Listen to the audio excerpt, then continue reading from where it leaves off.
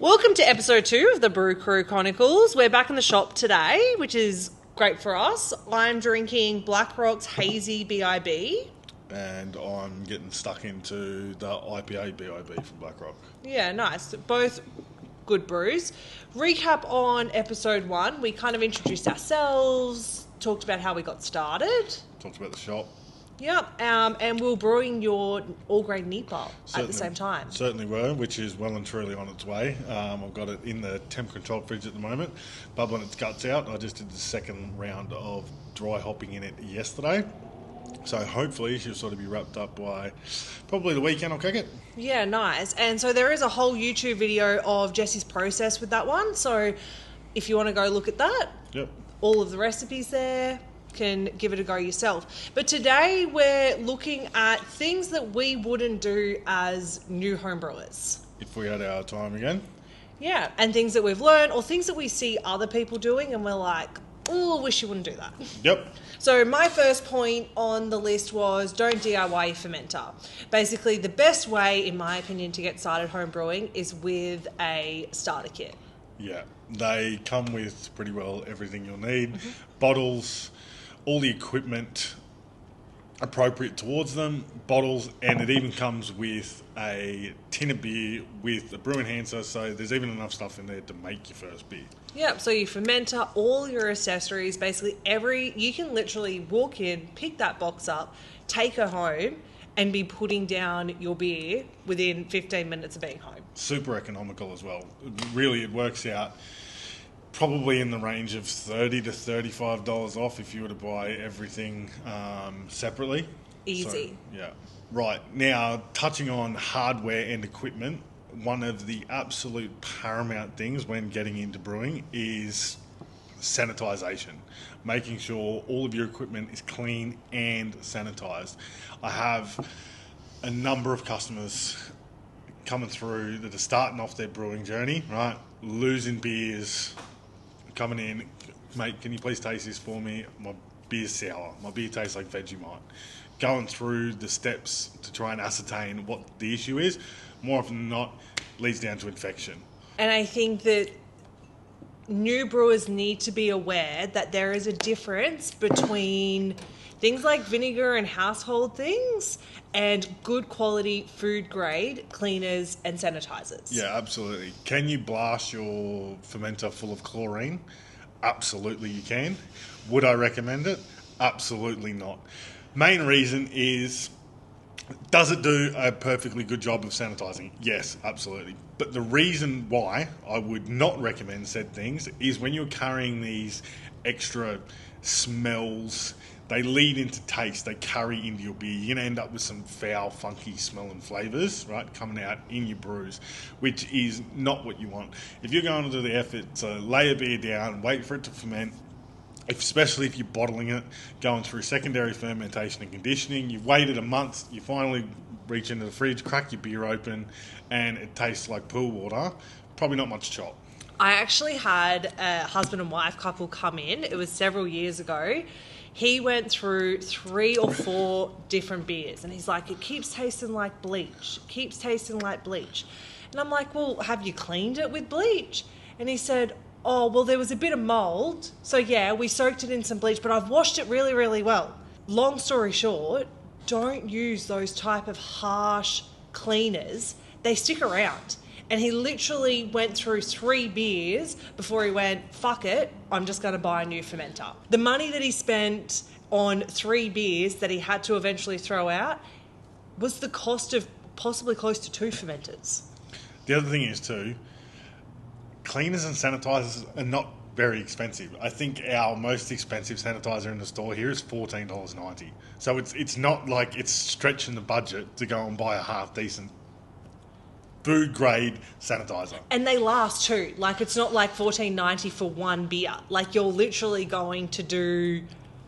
Well, I believe the dilution is 1 mil per 2 litres of water. And right. I think they're 500 ml bottles. So effectively, even if you're brewing every single week, it probably lasts you couple of years. Yeah. All right, so point 3 is don't drown yourself in YouTube or online content. Now, it seems a bit hypocritical because that's exactly what we're going on here. But one thing that I found, which is why the channel was created, was there's so much opposing information out there. Yep.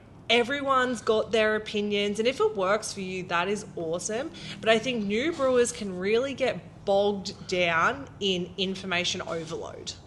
Yeah, exactly right. And it's not so much that there's a great deal of misinformation. It's just, if you're stepping in to this and you're fresh off the mark, it's very convoluting. And like you said, it's people's own opinions and experiences.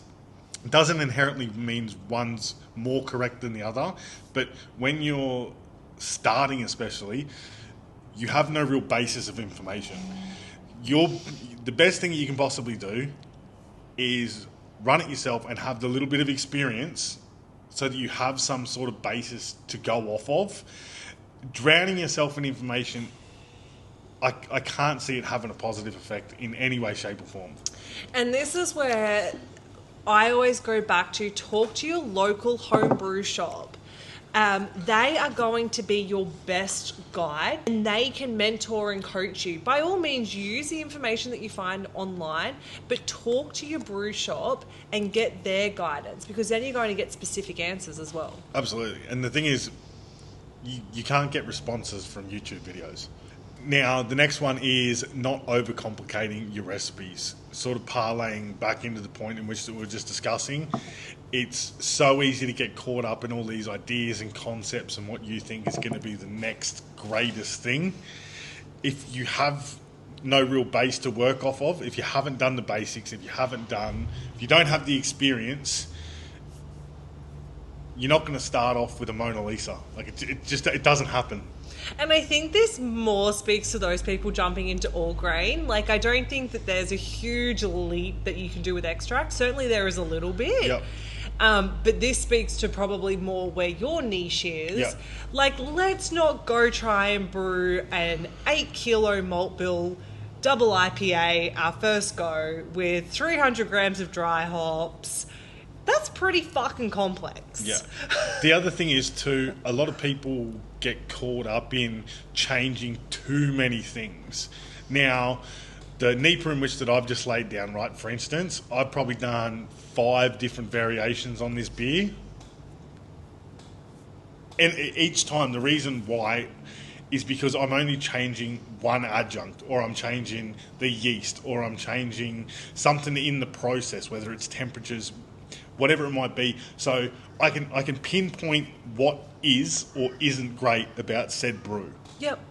So instead of fucking around with every possible alternative, I know it's fun and it gets exciting and you're like, oh, this is great, right? But it's of no benefit to you whatsoever. It's easier to ascertain things as you simplify them. All right, point number 5, use the tools. So this was one that you brought up with me, and I have completely overlooked it, but I think it is possibly one of the most vital, is use your fucking hydrometer, people. Honestly, the amount of times, how many times a week do you think people come in and you're like, did you do a hydrometer read? And they're like, oh no, couldn't be bothered. Oh no, I don't know what that is. Probably 4 to 5 times a week. Honestly, I have this issue with the brew. I'm not sure whether my beer's finished. My beer's a touch sweet. What do you think of this? Have you done a hydrometer reading? Oh, no. And it's like, it's for something that's so simple and so easy to do, and you only have to do it twice. It takes 30 seconds. Just put the little bit of effort in. It's not just for working out your ABV, which is... Oh, and for those people, I don't care what ABV it is. Once I have a drink, I'm not driving anyway. Fucking cool. There's so many other pertinent reasons why you would use one. Yeah. I can't agree with you more, honestly, because especially towards the tail end of your fermentation, just making sure your beer is where you want it to be. And if it's not, why isn't it? You're not going to know that information by, it stopped blowing air out of the airlock. And so there's a couple of reasons. So if you're a new brewer here, a hydrometer measures specific gravity. That basically tells us how much sugar is in our beer. Now, we do it right at the start before pitching the yeast to find out the true reading of how much sugar is in there. And then we do it at the end. So you do it at the end to, one, confirm fermentation is finished, but then secondly, to get your value if you're interested in finding out what the ABV is. Now, one of the main reasons, if you're new and you are still bottling, that you want to make sure your beer has finished fermenting, if there is excess sugar in that beer, you are going to run the risk of the age-old story of bottles blowing everywhere. I think this, at the moment, we're in June. Yep. It's really kind of cooled down these last few days. Your beer will take longer to ferment. Yep. And you may not see constant bubbling through your airlock. Your airlock is not an indicator or the only indicator of fermentation. No. Another thing that Chaz makes a really good point of is, as these temps start to drop, if you have a volume of liquid of 20 odd litres and your temperature overnight is getting down to 8 to 10, that body of fluid, once it hits said mark, in the morning when the temp comes back up to 20, it's going to take that wort hours to get back up into said range. So if it's always balancing in and out of a point of stall for your yeast, it might take potentially twice, if not 3 times as long as what your brew would normally otherwise take. And that's something we really see, a common thing coming into winter, is people are like, oh, I'm not getting the scores that I normally would, or my beer is sweeter. And it's purely down to the fact that your temperature is cooler, your beer is going to take longer to ferment. Mm-hmm. So use that. Now, the next point that we're going to touch on is exactly that, temperature. Now, I don't think that there's probably a more important... I think that sanitization and yeast temperature are really on par with each other. That's true. If you have an unsanitary environment, your beer's going to be spoiled. It's fucked anyway. You can't drink it. Very valid point. The reason why I say this is yeast is a microorganism. It's alive, essentially, at the end of the day. Its prominent job is to convert fermentable sugars into alcohol. Yeast is alive. It's a microorganism. You want it to be as happy and or healthy as it possibly can be. Every single one of your yeast packets that you're going to get is going to give you a range of temperature in which that it should be brewed at. Now, majority of the time I'll tell customers is to run your yeast in a median temperature range, which is pretty much the number between the lowest and the highest point. That way, if you're going to have any point of fluctuation in temperature, you have some on either side. Now, we don't have to worry about it so much during winter. If anything, you're going to find your yeast stalling because it's getting too cool, which isn't necessarily a bad thing, but it's more so when you get into the upper echelons of your temperature range, coming through summer and so on and so forth, that you're going to have yeast producing unwanted esters and polyphenols through the brewing process because it's stressed.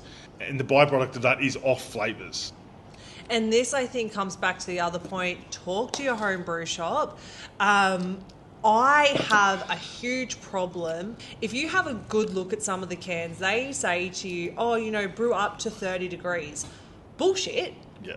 You've got an ale yeast in there. Now, there isn't any real excuse anymore as to why you should have any of these adverse flavours and so on in your wort, because we have strains of yeast like Kvike that are able to be brewed all the way up to 40 degrees. And are actually designed for that. Yeah. So their ideal brewing temp is between 30 and 40s. So I think there's 6 really great points that hopefully if you are a new brewer, you can utilise. And then I think that they even touch base for some even existing brewers just to reiterate kind of points to brew by. Mm-hmm.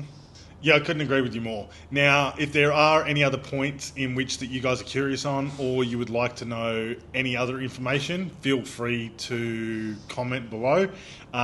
You can find any of our other media on Spotify, YouTube, TikTok, Instagram, Yep. Apple Podcasts. Facebook. It basically, pick a social media platform, we are now on it. Make sure if you want to keep up with content, then you can subscribe or follow any of those, and it just keeps you up to date on the things that we share. Yep. Awesome. Cheers, guys. Cheers.